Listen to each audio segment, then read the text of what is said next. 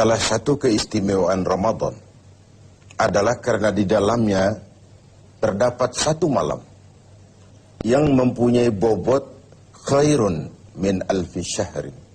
Satu malam tetapi lebih baik daripada 1000 bulan. Kita sebut itu sebagai Lailatul Qadar. Kapan sih Lailatul Qadar itu? Dan bagaimana kita harus menyikapinya? Sepakat sebagian besar para ulama berdasarkan riwayat dari hadis bahwa Lailatul Qadar itu jatuh pada malam-malam ganjil, salah satu dari malam-malam ganjil di 10 yang akhir dari bulan Ramadan. Bisa dia tanggal 21, 23, 25, 27, 29 di malam-malam ganjil dari 10 yang akhir. Inilah rahasia kenapa baginda Rasul kalau sudah masuk 10 yang akhir dari Ramadan, hamparkan, sing-singkan lengan baju, hamparkan sajadah, dan lebih banyak di masjid ketimbang di rumah. Ini bedanya baginda Rasul dengan kita. Kita sudah memasuki 10 yang akhir, gulung sajadah. Tengok 10 yang akhir, barisan tarawih di masjid mulai mengalami kemajuan.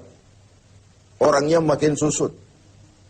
Sudah berpikir mudik, sudah berpikir beli pakaian baru, sepatu baru, baju buat anak, oleh-oleh buat orang tua, sehingga konsentrasi ibadah buyar. 10 yang akhir Rasulullah sing-singkan lengan baju, hamparkan sajadah, lebih banyak di masjid ketimbang di rumah. Nah, mereka tentu yang ingin mendapatkan Lailatul Qadar, menemukan Lailatul Qadar, harus sudah berniat dan berjaga-jaga sejak awal Ramadan. Jadi tidak bisa pakai ilmu untung-untungan.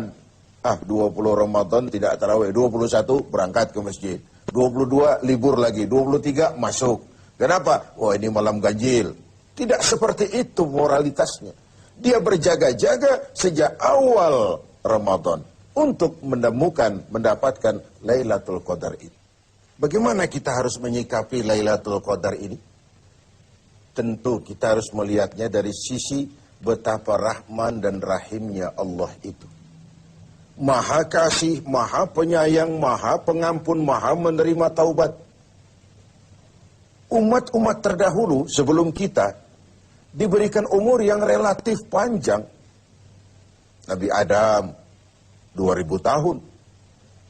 Nabi Nuh 950 tahun. Rata-rata umatnya ya sekian itu umurnya.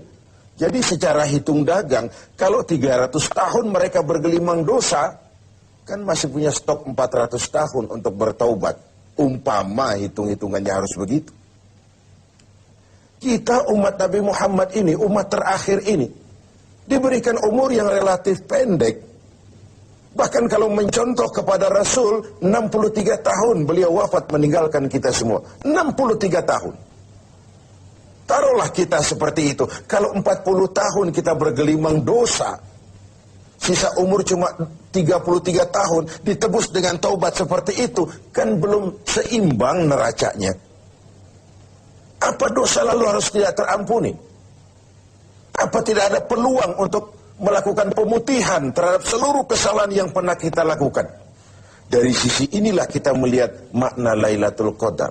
Allah yang maha pengasih, Allah yang maha penyayang, seakan tidak langsung saja bilang, "Hai umat Islam, sekalipun umurmu relatif pendek, kau jangan pesimis, kau jangan skeptis. Sekalipun begitu banyak kesalahan kau lakukan, dosa kau tumpuk, dan umurmu relatif pendek, jangan sedih. Aku berikan kepadamu waktu dan tempat yang punya nilai spesifik. Waktu dan tempat yang punya nilai istimewa. Tugasmu memanfaatkan peluang yang diberikan itu." Itu sebabnya ada penggandaan nilai pahala. Sholat berjamaah pahalanya 27 kali lipat daripada sholat sendiri. Beribadah di hari Jumat mendapat tambahan pahala. Sholat di Masjidil Haram di Mekah 100.000 kali pahalanya ketimbang di masjid-masjid biasa.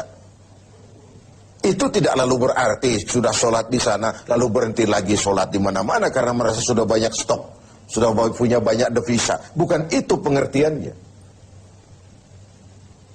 Ada ruang dan waktu yang punya nilai istimewa. Kalau kita pandai memanfaatkannya, maka nilai lipat kelipatan dari ibadah kita itu diberikan oleh Allah Subhanahu wa Ta'ala.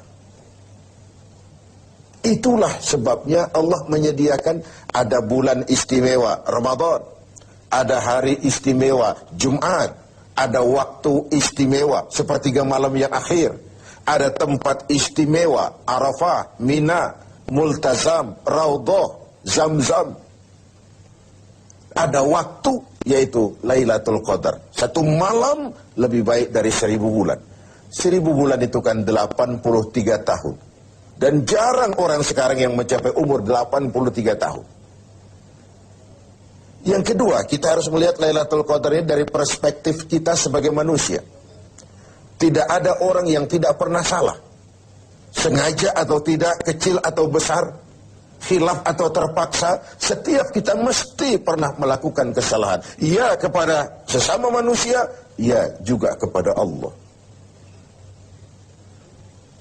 Salah kita kepada Allah, kita bertaubat langsung kepadanya. Sampai-sampai di hadis kursi dikatakan, "Lau amiltumul khataya hatta mala'atis sama, thumma nadimtum, fataballahu alaikum." Kalaupun kamu berbuat dosa, penuh langit dengan dosamu, kemudian kamu menyesal, bertobat, Allah pasti akan menerima taubat kamu. Lalu bagaimana sih taubat yang sebenarnya itu? Kata para ulama, taubat yang sebenarnya itu pertama, meninggalkan perbuatan jahat. Yang kedua, berjanji tidak akan pernah mengulanginya lagi. Yang ketiga, menyesal pernah melakukannya. Inilah 3 syarat utama. Pertama, meninggalkan perbuatan jahat itu. Bertaubat dari minuman, tinggalkan total. Bertaubat dari judi, tinggalkan total. Bertaubat kepada Allah dari melakukan maksiat, tinggalkan secara total. Meninggalkan perbuatan jahat. Dan total, tidak angin-anginan. Yang kedua, berjanji tidak akan mengulanginya lagi. Tidak akan pernah lagi saya berjudi. Tidak akan pernah lagi saya berzina. Tidak akan pernah lagi saya mencuri. Berjanji tidak akan mengulangi. Dan yang ketiga, menyesal telah pernah melakukan itu. Bukankah kadang-kadang kita berkata, saya sekarang sudah tua, dulu waktu muda saya sudah puas. Bukan menyesal, puas. Sekarang saya sudah tua, dulu waktu muda sudah puaslah saya. Sudah pokoknya sudah puas. Bukan puas yang diminta. Menyesal, kenapa dahulu begitu? Kenapa telah melakukan itu? Inilah makna taubat yang sebenarnya. Pemirsa TV7 yang berbahagia. Orang yang beribadah Ramadan dengan baik, melaksanakan taubat dengan benar, diterima taubatnya, pantas dia keluar dari Ramadan, masuk 1 Syawal, pantas jika ia masuk dalam golongan minal aidin wal faizin. Masuk dalam golongan orang yang kembali. Kembali kemana? Kembali kepada fitrah. Suci, bersih. Seperti bayi baru dilahirkan oleh ibunya. Tidak punya dosa kepada Allah. Lantaran sudah dilebur oleh ibadah dan taubatnya di bulan Ramadan. Wal faizin, dan termasuk ke dalam golongan orang-orang yang beruntung. Tidak dalam artian yang materialistis, tapi dalam artian memperoleh keberkahan dalam hidup dan keberuntungan di dunia, lebih-lebih di akhirat nanti.